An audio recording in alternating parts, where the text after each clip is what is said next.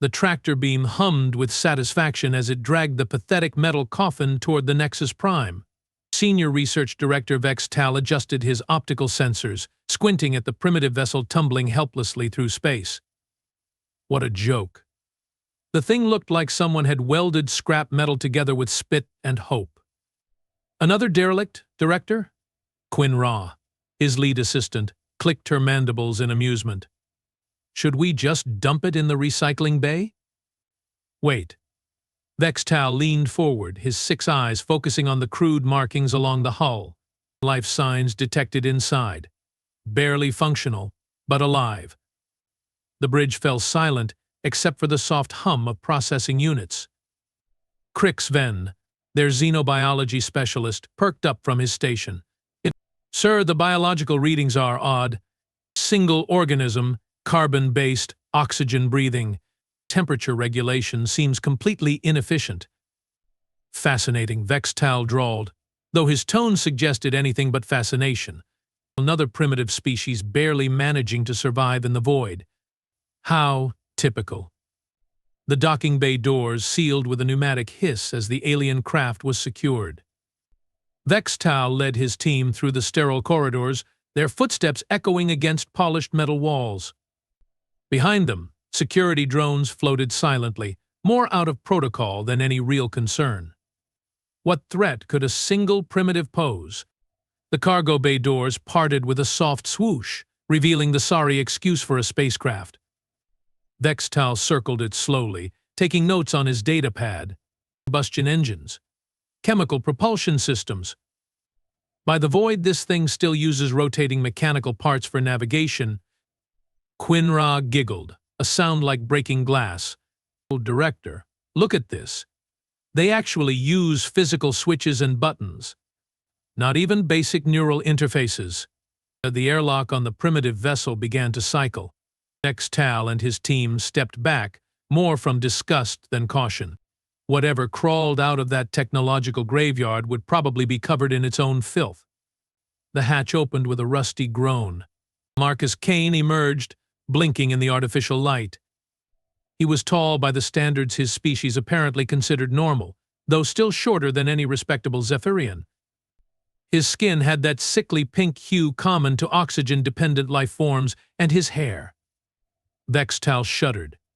Actual protein filaments growing from his skull. Revolting.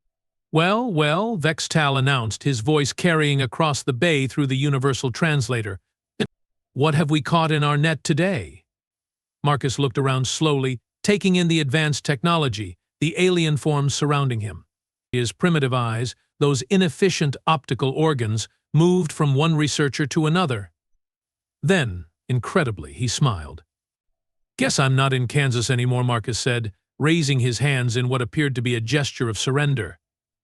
The aliens exchanged glances. Crix Ven was already running preliminary scans with his portable bioanalyzer. Director, the specimen appears to be suffering from severe malnutrition. Muscle mass is significantly below optimal for its frame size.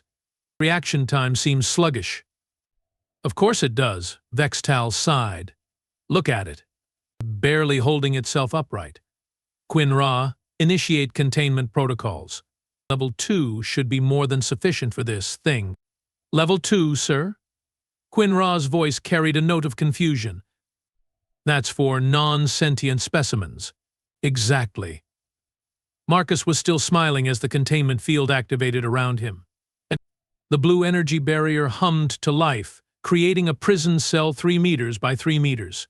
Basic amenities materialized: a sleeping platform, waste disposal unit, and feeding port.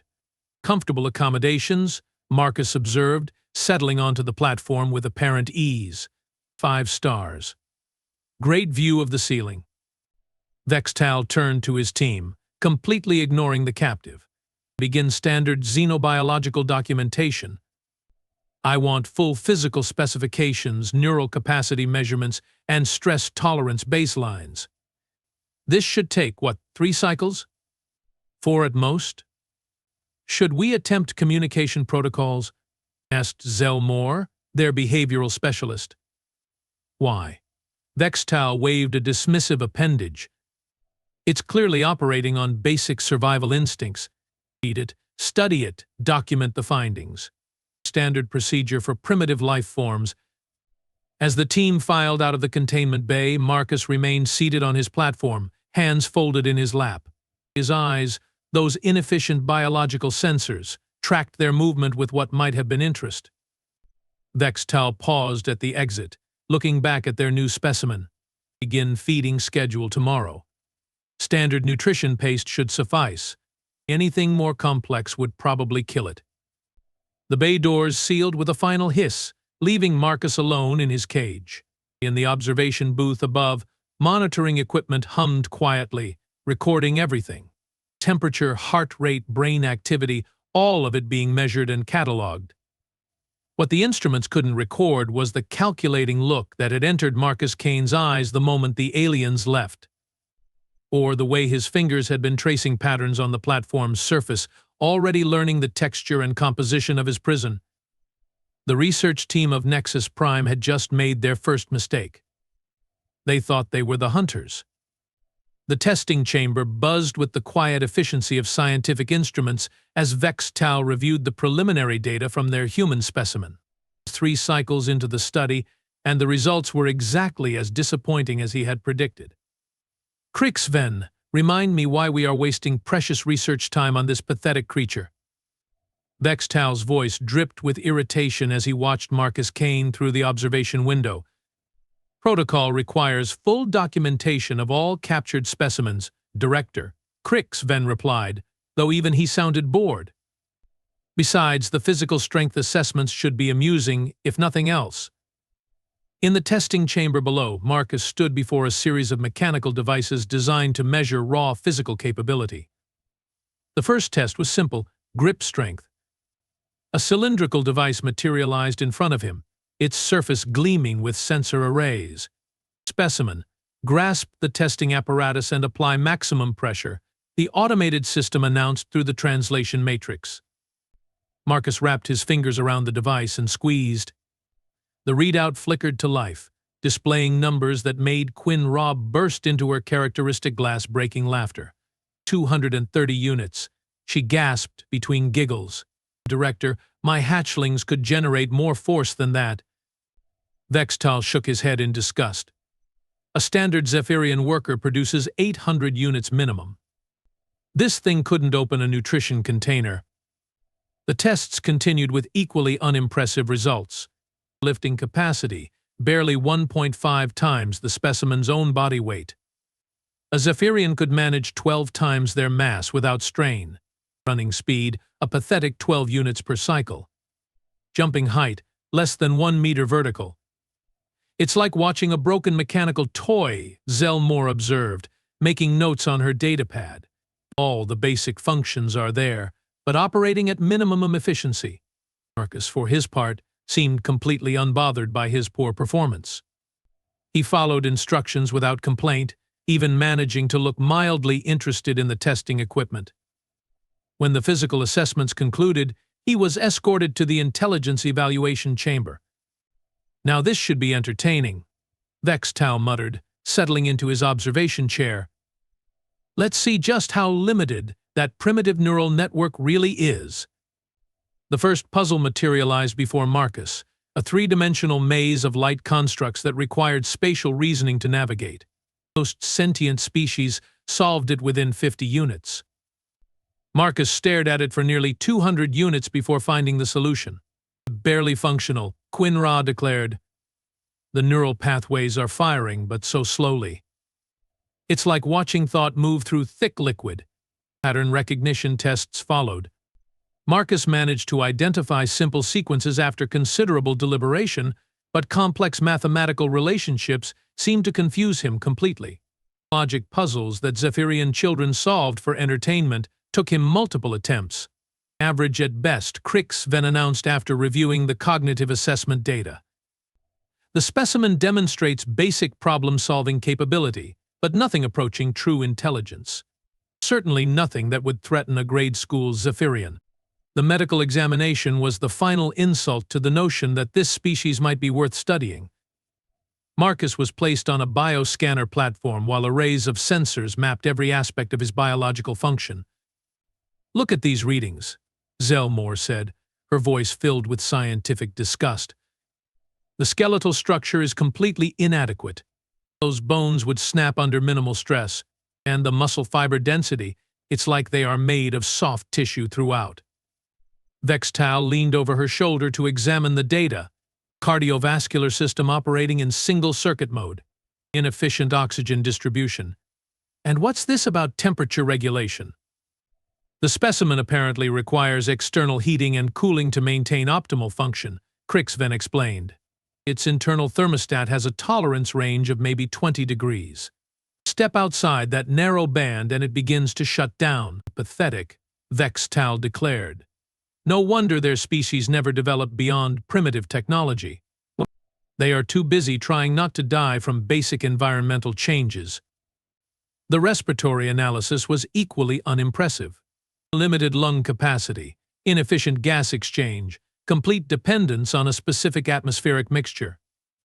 The digestive system required regular feeding cycles and couldn't process most energy-dense nutrients.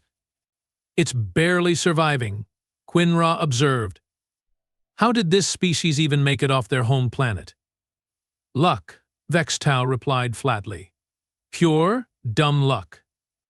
As the medical scanners completed their work, Marcus was returned to his containment cell. The research team gathered in the primary laboratory to discuss their findings, their disappointment palpable. 3 cycles of intensive study, Vextal announced to his assembled staff, and what do we have to show for it? A specimen that's weak, slow, fragile, and barely intelligent enough to solve basic puzzles. The neural activity patterns are interesting, Zelmore offered half-heartedly. There's unusual interconnectivity between the cognitive regions. Interesting? Vextal's optical sensors focused on her with predatory intensity. "My dear Zelmore, we are researchers, not charity workers. Interesting doesn't justify continued resource allocation."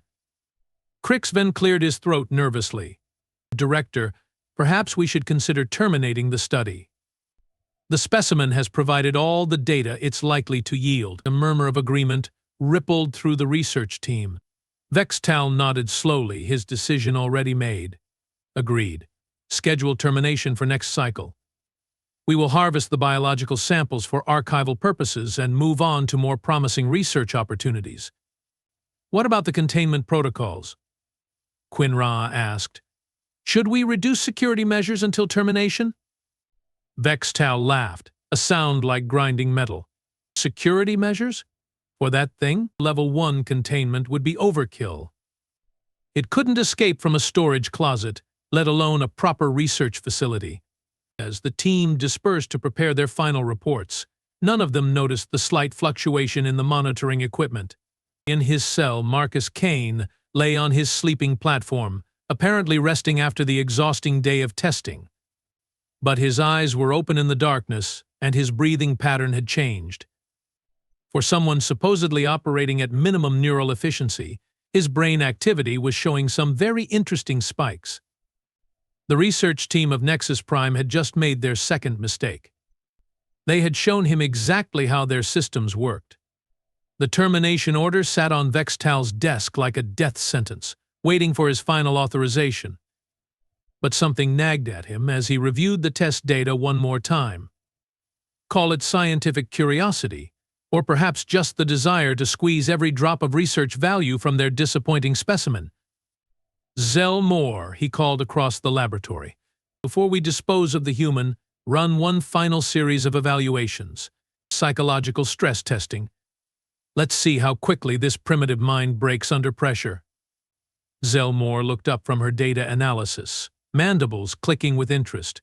"Stress testing, Director? On a specimen scheduled for termination?" "Consider it, thoroughness," Vextal replied. "If we are going to file a complete report on this species, we should document their mental fragility as well as their physical inadequacies." The psychological testing chamber was a masterpiece of alien engineering. Holographic projectors could create any environment, any scenario, any nightmare the researchers could conceive. sound dampeners and neural disruptors could overwhelm even the most stable minds. Marcus was escorted into the chamber by security drones, their weapons powered down out of sheer boredom rather than any tactical decision. He looked around the sterile white space with that same mild interest he had shown everything else. Begin with standard isolation protocols, Vex Tal instructed from the observation booth. Complete sensory deprivation. Most primitive species crack within 10 units. The chamber plunged into absolute darkness and silence. No light, no sound, no sensation except the cold floor beneath Marcus's feet. The monitoring equipment tracked his vital signs, elevated heart rate initially, then gradual stabilization. 1 unit passed, then 5, then 10. Quinn-Ra murmured, watching the readouts. Heart rate is actually decreasing. Stress hormone levels dropping to baseline. Probably went catatonic, Crixven suggested. Primitive neural networks often shut down when overwhelmed. But the brain activity scans showed something different. Marcus's mind wasn't shutting down. It was organizing itself. Neural pathways were firing in steady, methodical patterns, as if he was using the isolation time to think. 20 units passed. Then 30. This is unusual, Zelmore admitted. Her scientific interest finally peaked. Most species begin showing severe psychological distress by now. Maybe it's too stupid to realize it should be afraid, Vex Tal suggested, though his tone lacked its usual confidence. They introduced the next stressor, phantom sounds, whispers in the darkness, scratching noises, distant screams. The audio array projected sounds specifically calibrated to trigger fear responses in carbon-based life forms. Marcus's heart rate increased slightly, then settled back to normal. On the thermal imaging, they could see him sitting calmly in the center of the chamber, head tilted as if listening intently to the manufactured horrors surrounding him. Add visual hallucinations, Vex Tal ordered. Predatory shapes, moving shadows, things that shouldn't exist. The holographic projectors came online, filling the darkness with writhing tentacles, glowing eyes, and shapeless horrors that materialized and vanished at random intervals. Most test subjects would be gibbering wrecks by this point. Marcus stood up and began walking through the phantoms. "What is it doing?" Quinn-Ra asked, leaning forward in fascination. On the monitors, they watched as Marcus moved systematically through the chamber, his hands extended in front of him.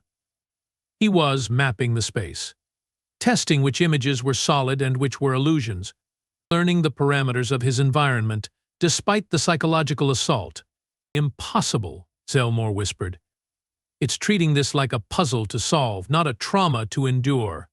Vex Tal's optical sensors narrowed. Increase intensity. Full spectrum neural disruption. The chamber filled with strobing lights, discordant sounds, and electromagnetic pulses designed to interfere with cognitive function. It was a sensory assault that would leave most species permanently damaged. Marcus staggered, clutched his head, and fell to his knees. Finally, they thought, the breaking point. But then he did something unexpected. He began to move in rhythm with the strobing lights, breathing in sync with the sound patterns, adapting to the neural disruption instead of fighting it. By the void, Crixven breathed. "It's learning to function despite the interference." "That's impossible," Vex Tal snapped. "No primitive nervous system should be capable of that level of adaptation." The director, Zelmore's voice carried a note of genuine concern. "Perhaps we should reconsider the intelligence test results. This behavior suggests cognitive capabilities well beyond our initial assessments." Vex Tal was quiet for a long moment, watching as Marcus not only endured their psychological torture but seemed to be systematically figuring out how it worked. The human was testing different responses, observing the results, refining his approach. End the stress testing, Vex Tal finally ordered. "Begin advanced problem-solving evaluations." The chamber returned to normal lighting as new equipment materialized. Complex mechanical puzzles that required not just intelligence but creativity to solve. Tools that had multiple functions. Problems with no obvious solutions. Marcus approached the first puzzle, a sphere of interlocking rings that needed to be manipulated in a specific sequence. Most species either solved it quickly through superior intellect or gave up in frustration. Marcus did neither. He spent considerable time examining the device, turning it over in his hands, testing how each ring moved. Then he began working through possibilities systematically, learning from each failure. "It's not solving the puzzle the way we expected," Quinraw observed. "It's not relying on pure computational power. It's using intuition? Pattern recognition on a different level?" The sphere clicked open after what seemed like an eternity. Marcus moved to the next challenge, a three-dimensional maze with shifting walls. Again, he took his time, observing, testing, learning. "This is disturbing," Cricksven muttered. "The specimen isn't demonstrating superior intelligence per se, but it's showing remarkable persistence and adaptability. It's not giving up." "So what?" Vextal demanded, though his voice betrayed his growing unease. "Persistence is not intelligence. Adaptability is not threat capability." But even as he said it, he watched Marcus solve puzzle after puzzle through sheer determination and pattern recognition.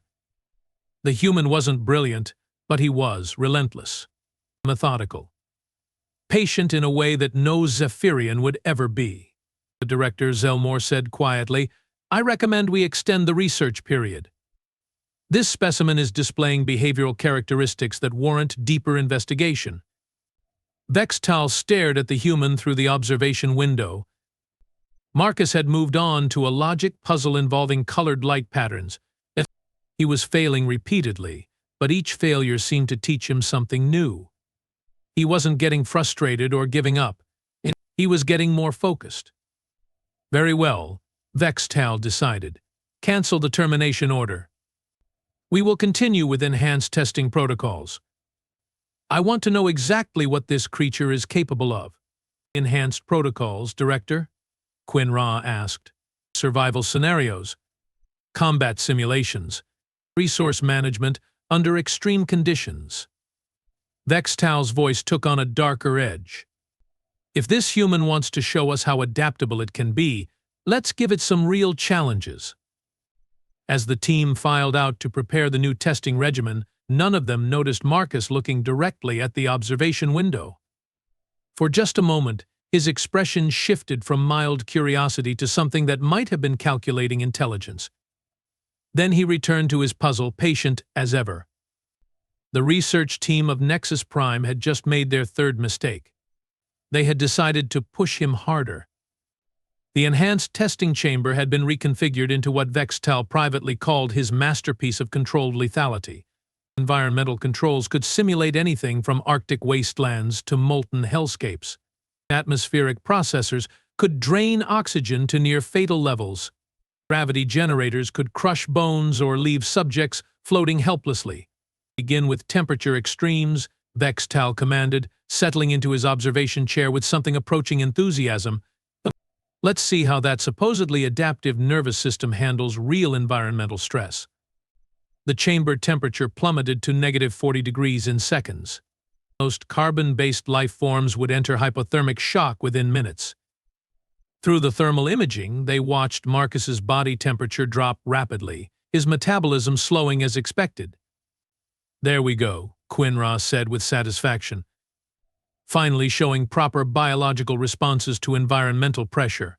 But Marcus didn't collapse. Instead, he began moving. Not frantically, not in panic, but in steady, deliberate patterns.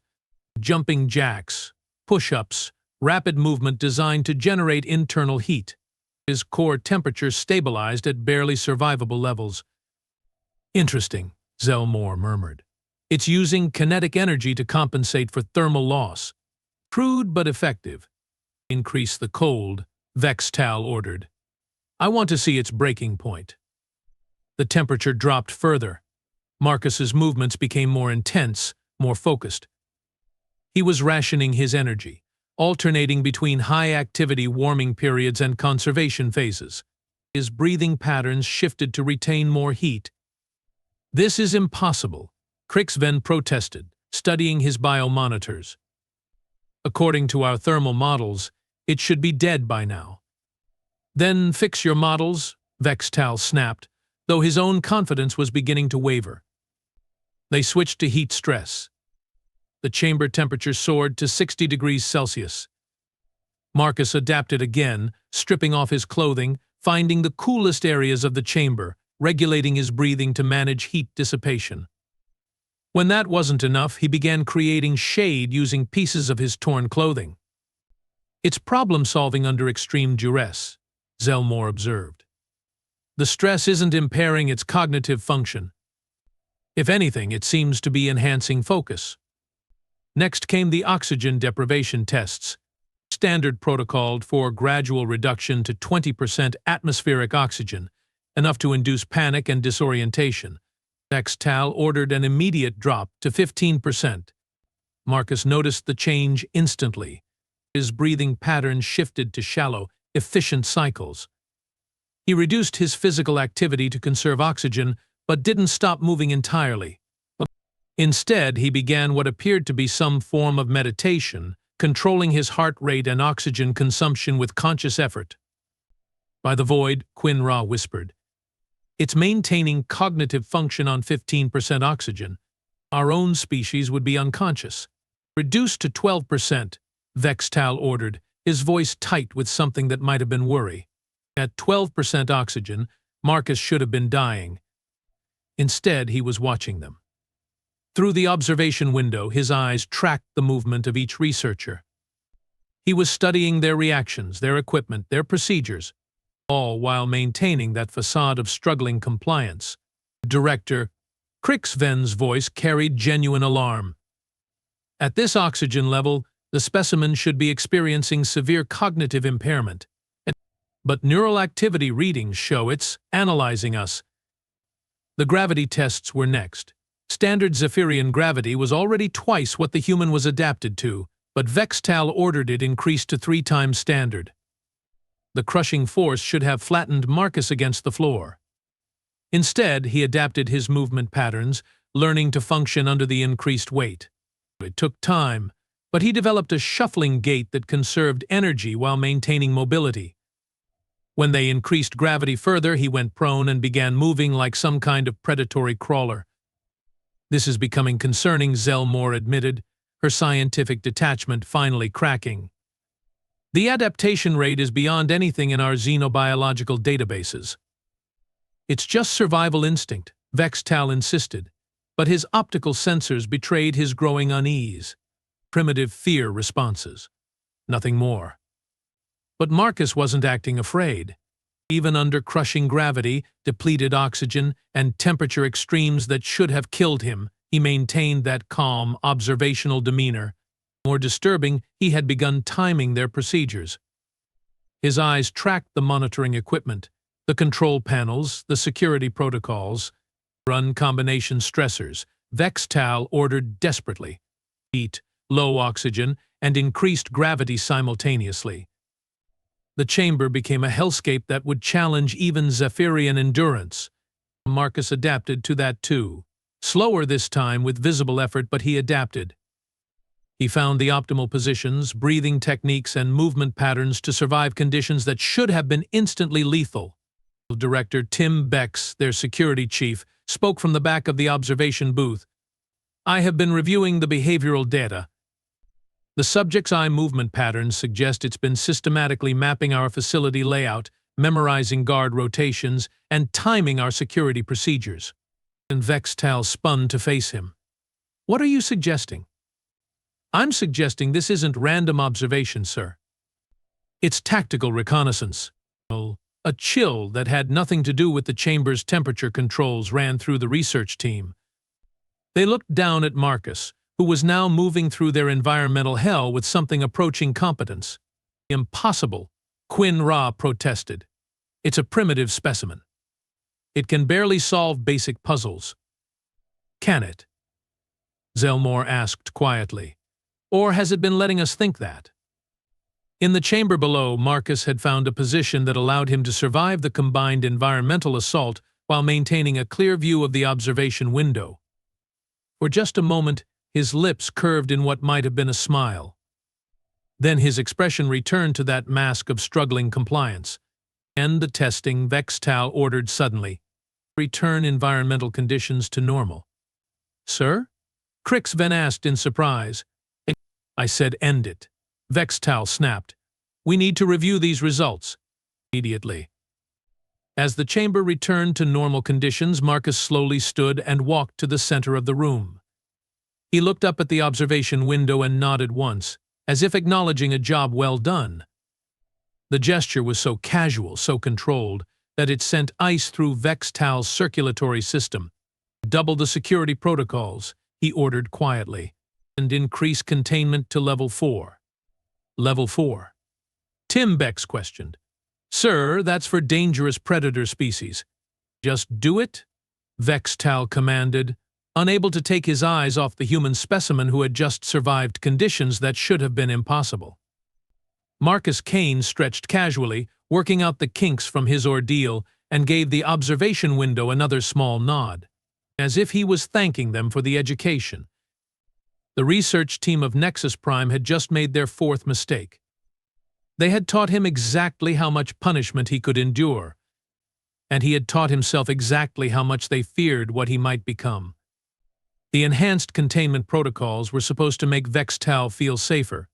Level 4 security meant energy barriers, strong enough to hold a rampaging void stalker, atmospheric controls that could render the air itself toxic, and monitoring systems that tracked every molecule within the containment space. Instead, he felt like a prey animal being watched by a predator. "Begin neural mapping sequence," Vextal ordered, trying to regain some semblance of scientific authority. "I want detailed scans of this creature's brain activity during problem-solving scenarios." The testing chamber hummed to life with banks of neural scanners, their crystalline arrays focusing on Marcus Kane's skull. This would be their most invasive procedure yet, mapping every thought pattern, every cognitive process.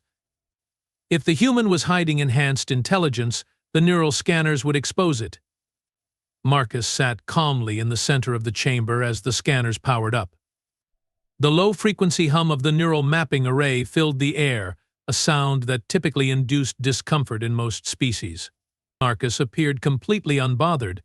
"Scanners online," Crixven reported, "beginning deep neural penetration." That's when the first anomaly appeared. The director, Quinra's voice carried a note of confusion. "The neural feedback loop is showing irregular patterns. It's almost like the subject is redirecting the scanning beams." "Impossible," Vextal snapped. "Neural scanners can't be redirected by the subject. The wavelengths are beyond biological perception." But the readings were undeniable. Instead of passive scanning, the neural arrays were somehow being influenced by Marcus's brain activity. The scanning patterns were shifting, focusing on different areas than programmed. "Sir," Zelmore called from her station, "I'm reading massive neural activity in regions associated with spatial memory and tactical planning. The patterns are unlike anything in our database." In the chamber, Marcus tilted his head slightly, as if listening to something. His eyes closed, and the neural scanners began fluctuating wildly. "What's happening?" Vextal demanded. "The scanners are feeding back into themselves," Crixven reported, his voice rising with panic. "The subject is somehow using our own neural mapping technology to scan our systems." "Shut it down," Vextal ordered. "I can't. The control protocols are locked in some kind of feedback loop." Marcus opened his eyes and smiled. It wasn't the mild, confused expression they had grown accustomed to. This was the smile of someone who had just finished learning everything he needed to know. The neural scanners exploded in a cascade of sparks and alien curses. "Containment breach." Tim Bex shouted from the security station. "Energy barriers are fluctuating." But Marcus wasn't running toward the weakening barriers. Instead, he was walking calmly to what appeared to be a solid wall of the containment chamber. His fingers traced patterns in the air, and sections of the wall began to glow. "By the void," Zelmore whispered. "He's activating maintenance protocols." "How does he know those access codes?" "Because he's been watching us, you idiots." Vextal screamed, finally understanding the magnitude of their error. Every test, every procedure, every security check. He's been memorizing everything. The wall panels slid open, revealing the maintenance conduits that ran throughout the Nexus Prime. Marcus looked back at the observation window one more time, gave a small wave, and disappeared into the bowels of their research station. Lock down everything. Vextal commanded. Seal all maintenance accesses. Activate emergency protocols. Arm the security drones. Sir. Tim Bex's voice was tight with controlled panic. The maintenance lockdown isn't responding. Someone's overriding the commands from inside the system. The lights in the observation deck flickered. Then the climate control systems began cycling randomly. The gravity generators hiccuped, causing everyone to stumble as their weight briefly doubled, then returned to normal. "He's in the primary systems," Quinra said, her voice barely above a whisper. "How is that possible?" "Those controls require advanced understanding of Zephyrian engineering principles." "Apparently," Vextal said bitterly, "we underestimated what he learned during our so-called intelligence tests." The first explosion came from the lower decks. Emergency klaxons began wailing as atmospheric processors throughout the station started venting their contents. The acrid smell of coolant leaks filled the air. "Damage report," Vextal demanded. "Primary life support is compromised," Tim Bex reported. "Backup systems are still functional, but environmental controls are failing deck by deck." Another explosion, closer this time. The lights went out completely, replaced by the blood-red glow of emergency illumination. In the hellish red light, Vextal's research team looked like demons confronting their own creation. "He's systematically dismantling our infrastructure," Zelmore realized. "But how does he know which systems to target for maximum effect?" "Because we showed him," Vextal said, the full horror of their situation finally sinking in. "Every environmental control test, every system stress scenario. We gave him a complete education in our technology." The communication array crackled to life with Marcus's voice, transmitted through their own internal speakers. "Attention research staff of Nexus Prime. I want to thank you for the comprehensive education in your systems and capabilities." His voice was calm, conversational, completely at odds with the chaos erupting around them. "For 3 weeks, you have tested my limits, pushed me to breaking points, studied my reactions under extreme stress. I found it educational." Another explosion rocked the station. Emergency bulkheads began sealing as sections of the facility lost atmospheric integrity. "But here's something you might find interesting about human psychology," Marcus continued, his voice echoing through the failing station. "We don't just adapt to survive. We adapt to overcome. Track that signal." Vextal ordered desperately. "Find where he's transmitting from." "Sir, the signal is coming from everywhere," Tim Bex reported. "He's using our own communication relays throughout the station." "You see, the thing about being underestimated," Marcus's voice continued, "is that it gives you tremendous advantages. You observe your captors while they ignore you. You learn their weaknesses while they catalog yours. You plan your revenge while they plan your disposal." The main power grid failed. Emergency power kicked in, but even that was fluctuating as Marcus continued his systematic dismantling of their facility. "And now," Marcus said, his voice taking on a darker edge, "it's time for the real experiment to begin. Let's see how well you adapt when you are the test subjects." The communication system went dead. "Sir," Quinray's voice was shaking. "What do we do?" Vextal looked around at his research team, these brilliant scientists who had just been outwitted by a supposedly primitive specimen. The irony would have been amusing if it weren't so terrifying. "We survive," he said grimly, "if we can." In the maintenance tunnels of Nexus Prime, Marcus Kane moved through the darkness with perfect knowledge of the station's layout. Every vent, every conduit, every access point was mapped in his mind. The aliens had tested his memory, his spatial reasoning, his ability to adapt to complex environments. They had no idea they were teaching him to hunt. Behind him, the research facility continued its death spiral. Lights failed in sequence. Atmospheric processors vented their contents into space. Security systems turned against their operators. The research team of Nexus Prime had just discovered their final mistake. They had turned a survivor into a predator, and now they were locked in a cage with him. The emergency lighting cast twisted shadows through the corridors of Nexus Prime as Vextal led his remaining team through what had once been their secure research facility. Now it felt like a tomb, every corner potentially harboring death. "But stay together," he whispered, though his voice seemed to echo endlessly through the darkened passages. "The central command center should be secure. If we can reach it, we can regain control of the station systems." Quinn-Ra clutched her datapad like a security blanket, its dim glow the only familiar thing in their transformed world. "Director, how did we not see this coming? The behavioral analysis should have detected deception of this magnitude." "Because we didn't want to see it," Zelmore replied bitterly. "We were so convinced of our superiority that we ignored every warning sign." Behind them, Krix-Ven and two junior researchers formed the rear guard, their portable sensors sweeping for any sign of their former test subject. The readings showed nothing, which somehow made it worse. "Sir," Tim Bex reported from his position near the front, "I'm reading atmospheric disturbances ahead. Someone's been tampering with the environmental controls in this section." As if summoned by his words, the corridor temperature began to drop. Not the gradual cooling of failing life support, but the deliberate, targeted cold they had once used to test Marcus Kane's endurance. The irony was not lost on any of them. "He's playing with us," Quinn-Ra said, her breath beginning to mist in the suddenly frigid air, "using our own methods against us." The temperature plummeted further. Frost began forming on the walls, and the emergency lighting flickered as moisture condensed on the electrical systems. Nextal's team huddled together, their advanced physiology struggling with the unexpected environmental assault.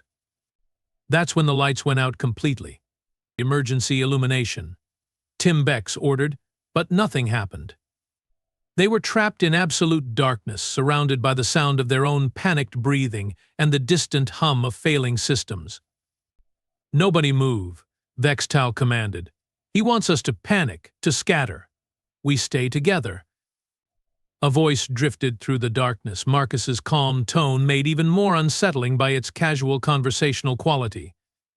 "You know, I spent a lot of time in sensory deprivation during your testing phases. At first, it was uncomfortable, disorienting. But eventually, you learned to use it." His voice seemed to come from everywhere and nowhere, the station's acoustic systems turning the corridors into an echo chamber of psychological warfare. "You learn that darkness doesn't eliminate your senses. It sharpens them, makes you aware of things you never noticed before, like breathing patterns, heart rates, the specific sound different species make when they are afraid." Quinn-Ra whimpered involuntarily, then clapped her hands over her mouth in horror at revealing her position. "For instance," Marcus continued, his voice now seeming to come from directly above them, "Zephyrian breathing becomes rapid and shallow under stress. Your heart rates increase to approximately 160 beats per cycle. And when you are truly terrified, you make this interesting clicking sound with your mandibles."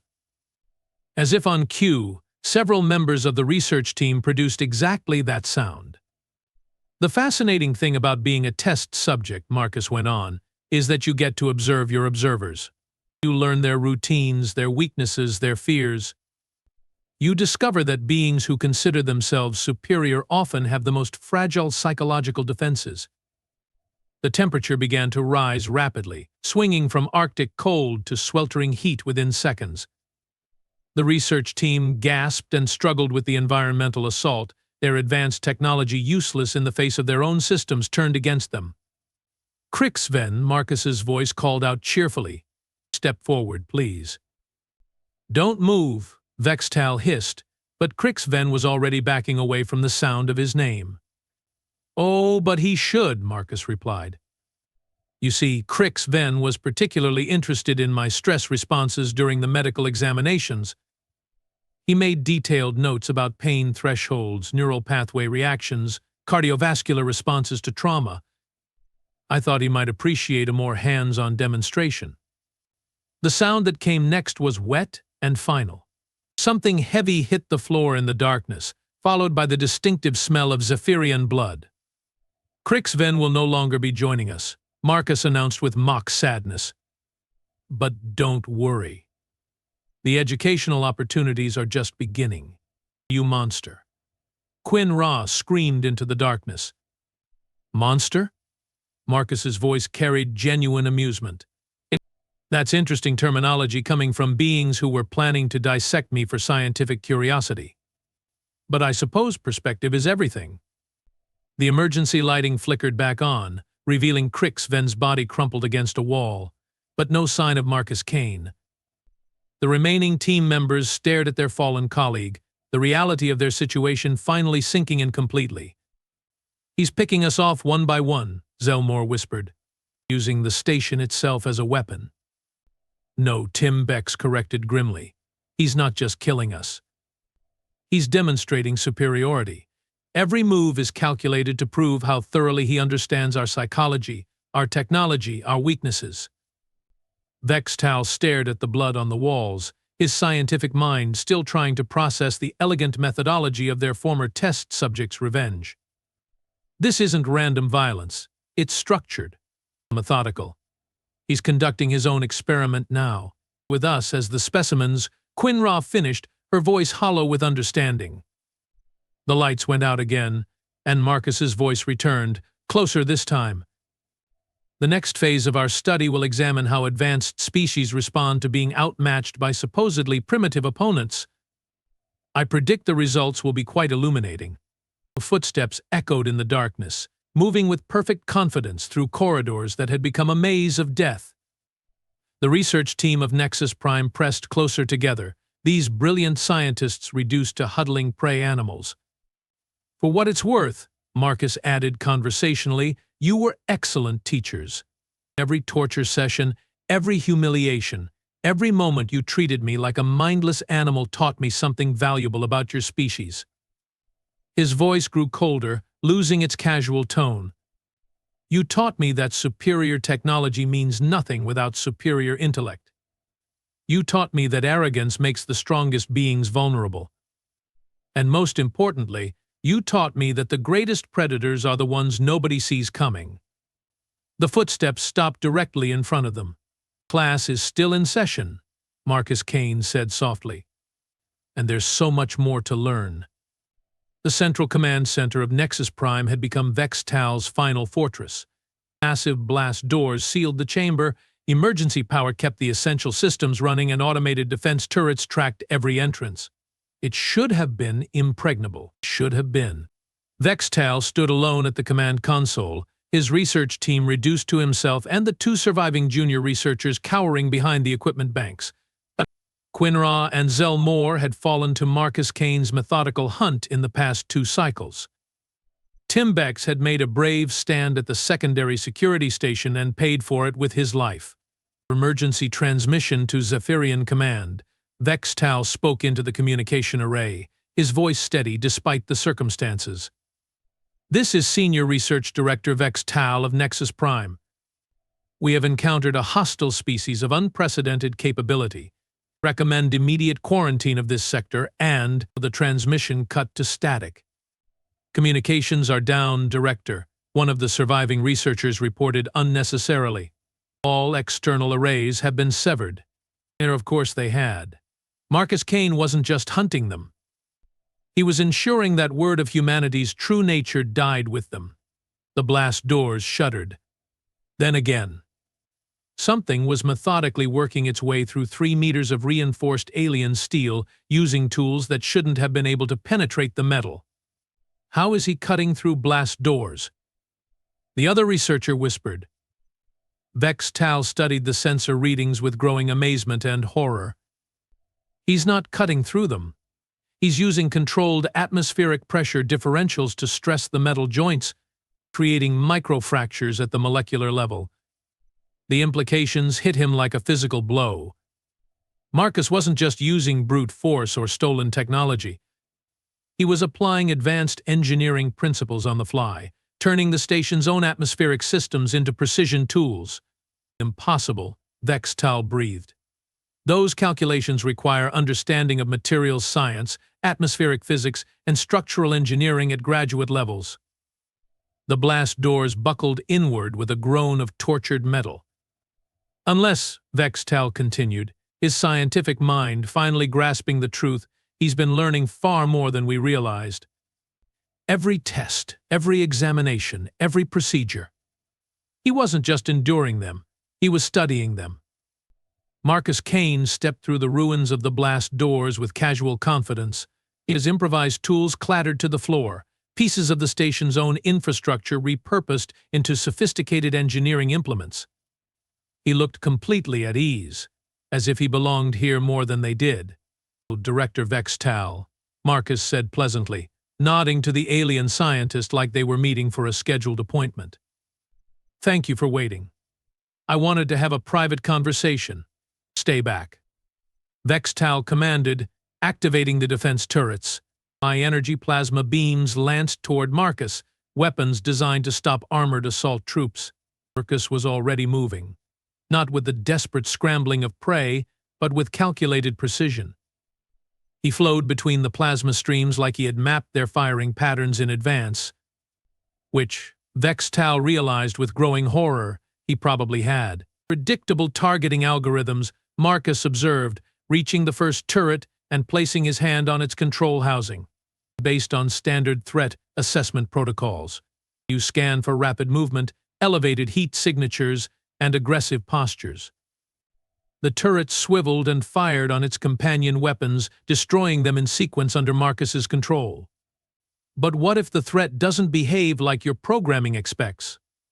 Marcus continued, stepping away from the now silent defense system. What if it thinks like an engineer instead of a warrior? Vextal backed against the command console, his optical sensors wide with something approaching religious terror. What are you?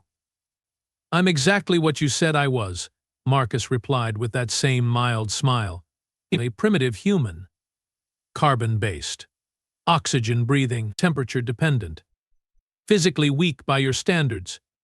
He began walking slowly toward Vextal, hands empty but somehow more threatening than any weapon. But here's what your superior intellect failed to comprehend.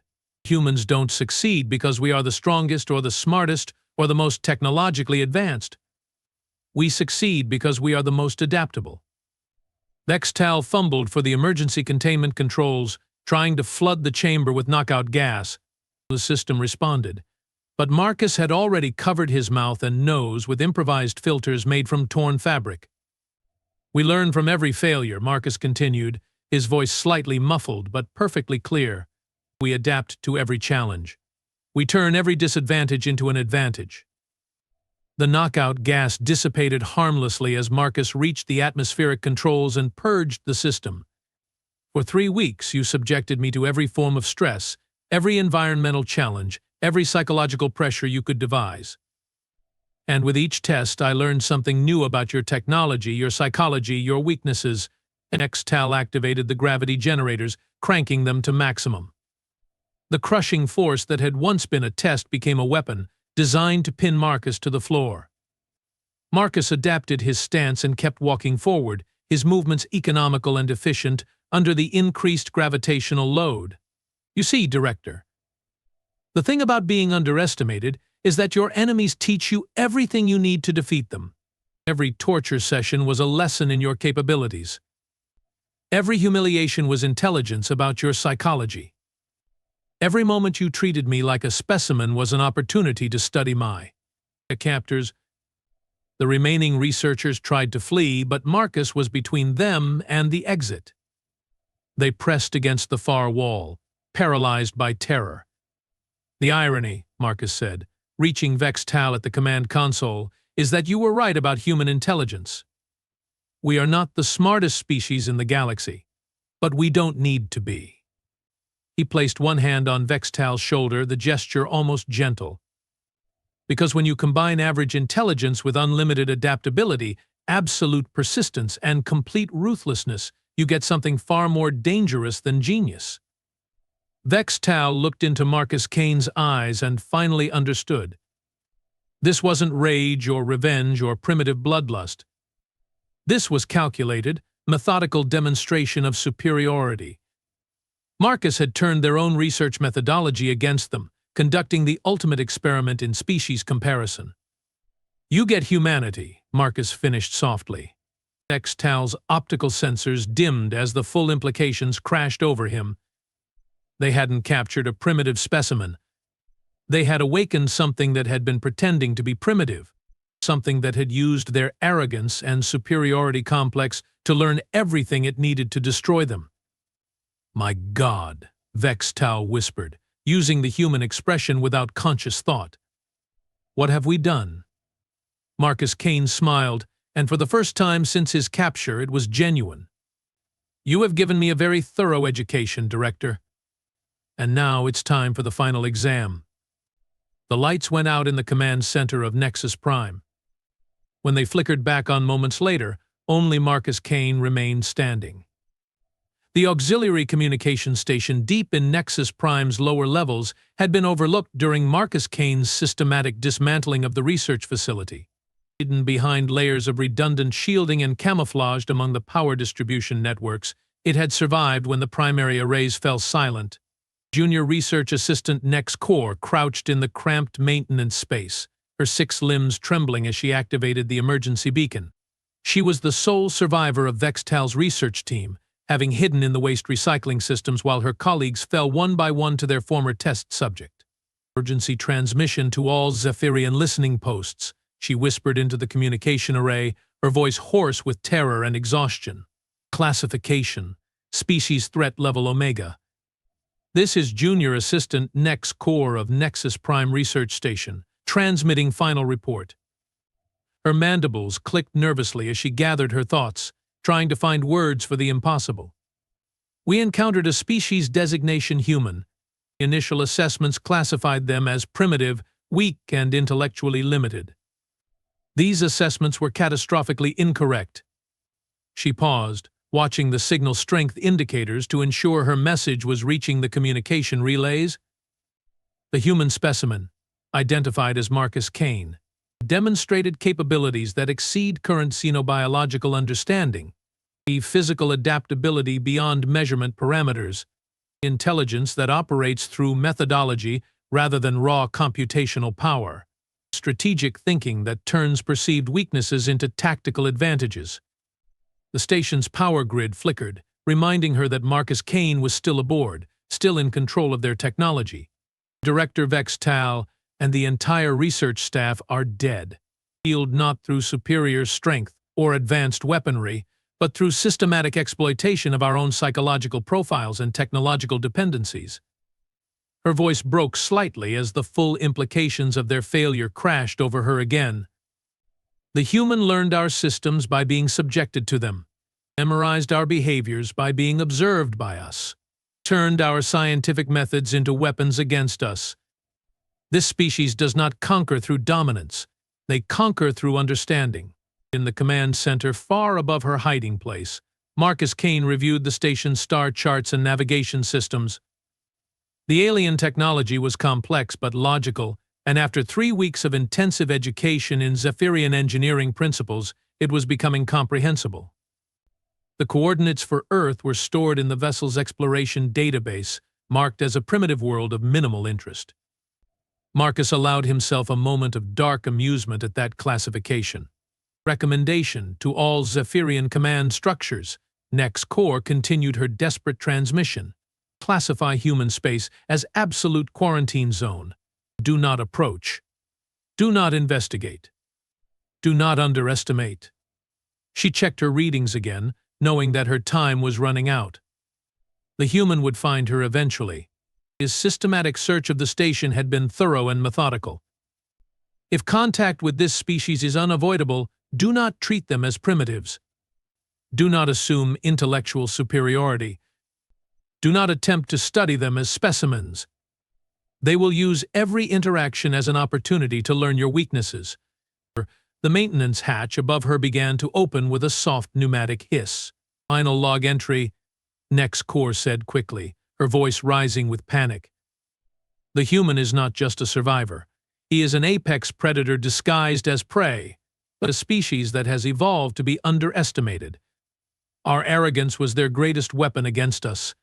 Light flooded into her hiding place as Marcus Kane's face appeared in the hatchway above. He looked down at her with that same calm, analytical expression he had worn throughout his captivity. "Thank you for the warning transmission," he said politely. "Very thorough, very professional." Nex Corps stared up at him, her research training still functioning despite her terror. "How did you know?" "I have been monitoring all communication frequencies since I took control of the station," Marcus replied. "Your message will reach its destination. Your people will know what they are dealing with." He paused, considering something. "That's probably for the best. The galaxy should understand what humanity is capable of when properly motivated." The transmission array went silent as Marcus severed the connection. Hours later, the research vessel Nexus Prime began its journey toward Earth, its navigation systems programmed with perfect precision. At the helm, Marcus Kane sat in the captain's chair, studying star charts and technical manuals with the same methodical patience he had shown throughout his captivity. Behind him, the research station's databanks contained detailed files on Zephyrian technology, psychology, and military capabilities. Information that would prove invaluable when humanity eventually encountered this species again, and they would encounter them again. Marcus was certain of that. The galaxy was full of species who considered themselves superior to primitive humans, species who would see Earth as a curiosity, a resource, or a threat to be eliminated. They would learn, as the research team of Nexus Prime had learned, that underestimating humanity was the deadliest mistake any species could make. Marcus Kane set course for home, carrying with him the knowledge and technology of an advanced alien civilization, and the absolute certainty that this was only the beginning.